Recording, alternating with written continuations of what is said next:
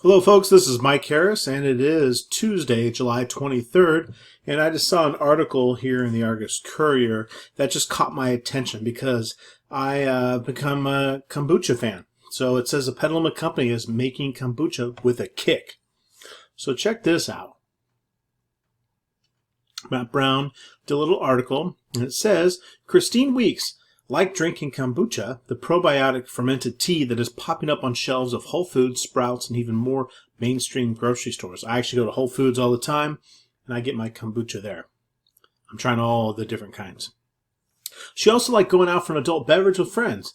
What if she could drink both at the same time, she thought. 2 years ago, the Petaluma resident was talking with her sisters in Southern California about this, and the woman hatched Hoocha Kombucha, the first hard kombucha maker in Sonoma County. My sister was seeing interest in higher alcohol kombucha, Weeks said. She said, we can make one, and I said, great idea. Weeks, her sister, Kathleen Dean, and Andrew Florida, a friend and the head brewer at Dempsey's that Weeks recruited, have spent the last 2 years getting business permits, alcohol licenses, brewing space, and perfecting their recipe. They start with a sweet tea blend of black and green tea with sugar. Then they add a SCOBY, or a culture of bacterial and yeast.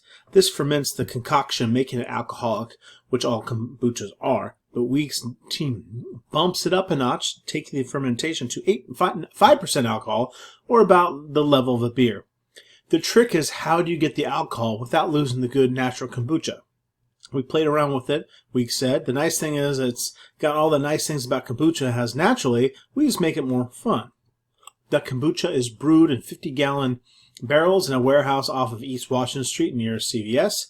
Hoocha adds to Petaluma's reputation as a craft beverage incubator, a distinction started by Lagunitas and since expanded to other breweries and distilleries. Ingrid Alverde, the Petaluma's economic development manager, said the startup can benefit from an ecosystem that includes other alcoholic drink makers such as Griffo Distillery, Sonoma Port Works, and 101 North Brewing Company.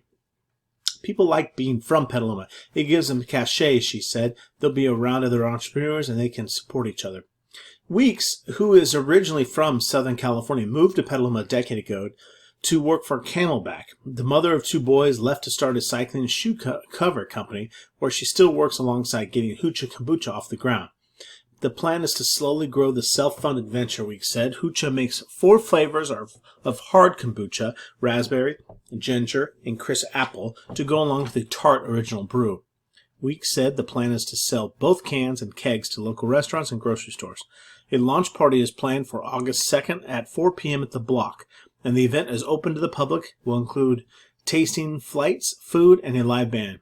A pre-launch event at the Block was a success, she said. It was awesome to see people try it, she said. They loved it.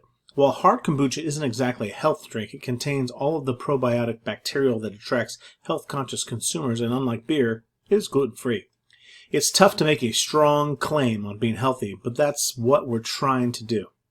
So, folks, mark your calendar for the launch party on August 2nd at 4 o'clock at the Block. So, again, I'm a huge kombucha fan, new to the kombucha family, and learn more about it, and be sure to support these local purveyors and go to their launch party on October 2nd. Thank you very much.